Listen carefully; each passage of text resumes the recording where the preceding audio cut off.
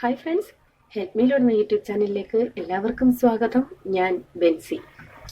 ഇനി നമ്മൾ ചെയ്യാൻ പോകുന്നത് ഒരു ചിക്കൻ റോസ്റ്റ് ആണ്. കുറെ ദിവസമായി ഒരു കുക്കിംഗ് വീഡിയോ ഇട്ടിട്ട്.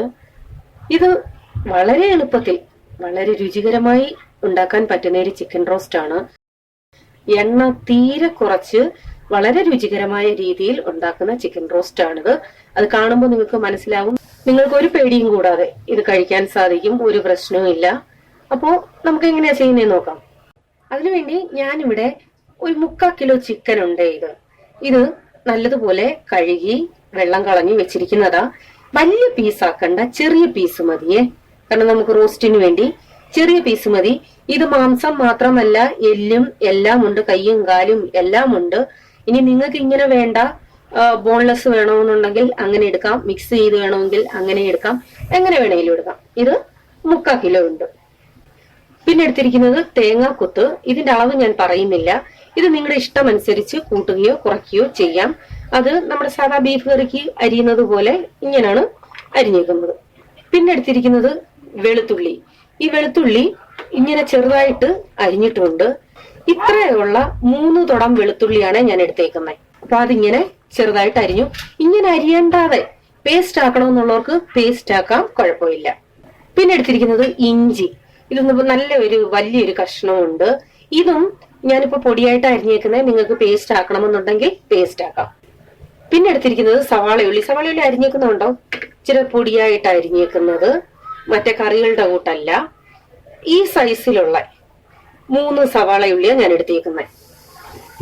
അപ്പം നമുക്ക് സവാളയുള്ളി ഞാൻ ഇച്ചിരി കൂടുതൽ എടുത്തെന്ന് പറഞ്ഞത്, നമുക്ക് ഇത് പെരണ്ടിരിക്കണം, അതിന് മസാല വേണം. അപ്പൊ ഈ സവാളയുള്ളിയാണ് അതിന്റെ മസാല എന്ന് പറയുന്നത്. ഇനിയിപ്പോ നിങ്ങൾക്ക് കുറയ്ക്കണമെന്നുണ്ടെങ്കിൽ ലേശം കുറയ്ക്കാം, പക്ഷെ സവാളയുള്ളി ഇത്ര എടുത്താൽ നല്ലത്.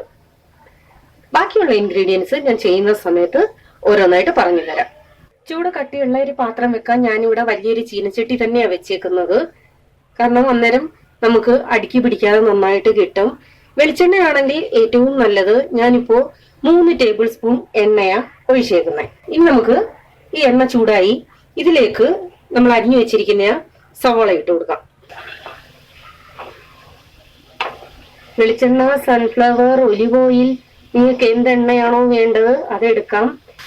ഇതിലേക്ക് നമുക്ക് കുറച്ച് ഉപ്പും കൂടി ഇട്ട് കൊടുക്കാം. ചിക്കൻ കണക്കാക്കി അത് മൊത്തത്തിൽ ആവശ്യത്തിനുള്ള ഉപ്പ് ഇട്ട് കൊടുത്തു. പിന്നെ നമുക്ക് ലാസ്റ്റിൽ വേണമെന്നുണ്ടെങ്കിൽ എക്സ്ട്രാ ചേർക്കാൻ മതി.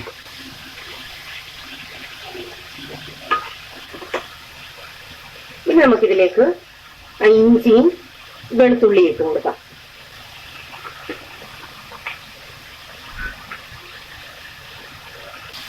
ഇതൊന്നൊരു 3/4 വയലണം.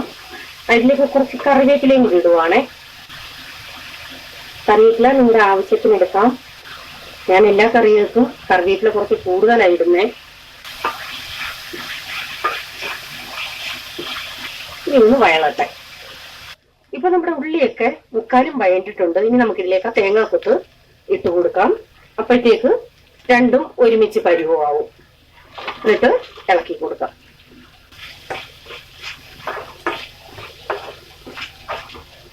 ഇനി തേങ്ങാക്കൊത്തൂടെ വയളണം. നമ്മുടെ ഉള്ളിയും തേങ്ങയൊക്കെ വഴണ്ടിട്ടുണ്ട്. ഇനി നമുക്കിതിലേക്ക് മസാലകൾ ഇട്ട് കൊടുക്കാം. മഞ്ഞൾപ്പൊടി 1/2 ടീസ്പൂൺ, കുരുമുളക് പൊടി, ഇത് ഞാൻ വീട്ടിൽ തന്നെ പൊടിച്ചെടുത്തതാണ്, 1/2 ടീസ്പൂൺ. മുളക് പൊടി കാശ്മീരി മുളക് പൊടിയാണ് ഞാൻ ഉപയോഗിക്കുന്നത്. 2 ടേബിൾ സ്പൂൺ മല്ലിപ്പൊടി, 1/2 ടേബിൾ സ്പൂൺ. ഇതെല്ലാം കൂടെ നല്ലപോലെ നമുക്ക് ഇളക്കി യോജിപ്പിക്കാം. തീ തീരെ കുറച്ച് ഇടാതെ ആ മസാലകളുടെയൊക്കെ ആ പച്ചമണം ഒന്ന് മാറണം. മസാല റെഡിയായി. ഇനി നമുക്കിതിലേക്ക് നമ്മുടെ ചിക്കൻ ഇട്ട് കൊടുക്കാം. നല്ലതുപോലെ ഇളക്കി യോജിപ്പിക്കാം. തീ തീരെ കുറച്ച് ഇടാവൂ. പ്രത്യേകം ശ്രദ്ധിക്കണം, നമ്മളിതിലൊരു തുള്ളി പോലും വെള്ളം ചേർക്കുന്നില്ലേ. ഈ ചിക്കന്റെ വെള്ളത്തിൽ തന്നെ കിടന്നു വേണം ഇത് വേവാൻ. ചിക്കൻ ഒന്ന് ചൂടാവുമ്പോൾ അതിൽ നിന്നും വെള്ളം ഇറങ്ങും. മസാല കഷ്ണങ്ങളിലെല്ലാം നന്നായിട്ട് പിടിക്കണം. ഒട്ടും അടിക്കൊന്നും പിടിച്ചിട്ടില്ല ഇതുവരെ.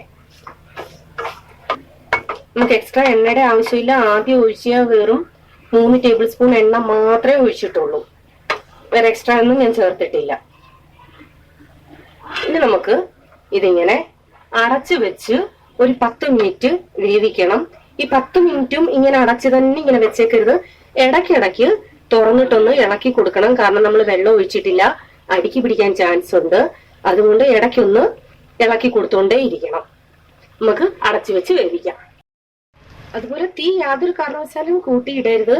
ഞാൻ ഏറ്റവും കുറച്ചതിൽ നിന്നൊരു ലേശം കൂട്ടിയായിട്ടേക്കുന്ന, അല്ലാതെ കൂട്ടിയിട്ടാല് നമ്മുടെ ചിക്കൻ വേവത്തുമില്ല, അടിക്കും പിടിക്കും. തീരെ കുറച്ചേ ഇടാവൂ. ഇടയ്ക്കിടയ്ക്കൊന്ന് തുറന്ന് ഇളക്കി കൊടുക്കാൻ മറക്കല്ലേ, അല്ലെങ്കിൽ അടിക്ക് പിടിക്കും. അടച്ചു വെച്ചിട്ടൊരു 2 മിനിറ്റ് കഴിഞ്ഞ് വെള്ളം ഇറങ്ങി തുടങ്ങിയിട്ടുണ്ട്.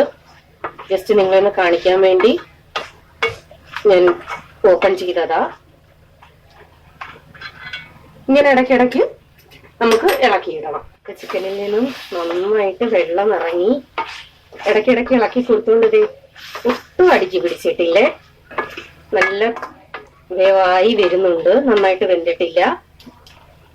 ഇതുപോലെ നമുക്ക് അടച്ചു വെക്കാം. ഈ വെള്ളത്തിൽ കിടന്ന് അത് വെന്തോളും. നമ്മുടെ ചിക്കൻ റോസ്റ്റ് നല്ല പരുവായിട്ടുണ്ട്. വെള്ളമൊക്കെ നന്നായിട്ട് പറ്റി നന്നായിട്ട് വെന്തു. ഇനി നമുക്ക് വേണ്ടത്, ഇതിലേക്ക് നമുക്ക് ഗരം മസാല ഇട്ട് കൊടുക്കണം. നമ്മളിതുവരെ ഗരം മസാല ഇട്ടിട്ടില്ല. ആർക്കെങ്കിലും ഓർമ്മയുണ്ടോ? അത് ഗരം മസാല ഉണ്ടാക്കേണ്ട വിധം ഞാൻ ഓൾറെഡി നേരത്തെ വീഡിയോ ഇട്ടിട്ടുണ്ട്. ഞാൻ എല്ലാ ചിക്കൻ, ബീഫ് എല്ലാത്തിനും ആ മസാല തന്നെ എടുക്കുന്നേ.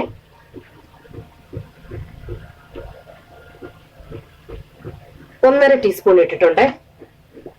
നമുക്ക് ഒന്ന് ഇളക്കി ടേസ്റ്റ് നോക്കിയിട്ട് വേണമെന്നുണ്ടെങ്കിൽ എക്സ്ട്രാ ഇട്ടാൽ മതി.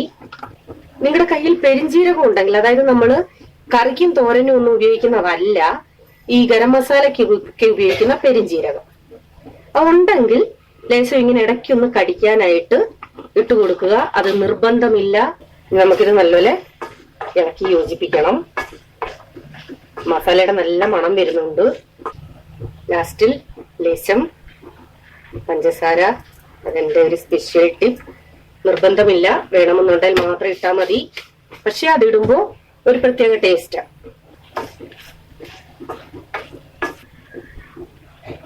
അപ്പൊ നിങ്ങളുടെ എല്ലാ അനുവാദത്തോടെ ഞാനൊരു ഇച്ചിരി ടേസ്റ്റ് നോക്കട്ടെ. സൂപ്പർ റോസ്റ്റ് ആണ്.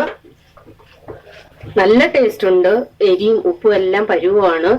എരി കൂട്ടുന്നവർക്ക്, അതായത് സ്പൈസി ഇഷ്ടപ്പെടുന്നവർക്ക് വേണമെങ്കിൽ ഒരു ടേബിൾ സ്പൂൺ മുളക് പൊടി കൂടി ഇടാം. അല്ലെങ്കിൽ അതിന് പകരം കുരുമുളക് പൊടി കൂട്ടാം. ഇവിടെ ഞാൻ മാത്രമേ എരി കൂട്ടു. ഹസ്ബൻഡിന് ഒട്ടും എരി വേണ്ട. അതുകൊണ്ട് ആ പാകത്തിനാണ് ഞാൻ ഇട്ടിരിക്കുന്നത്.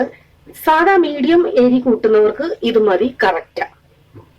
അപ്പൊ നമ്മുടെ ചിക്കൻ റോസ്റ്റ്, വളരെ ടേസ്റ്റി ആയിട്ടുള്ള ചിക്കൻ റോസ്റ്റ് റെഡി ആയിട്ടുണ്ട്.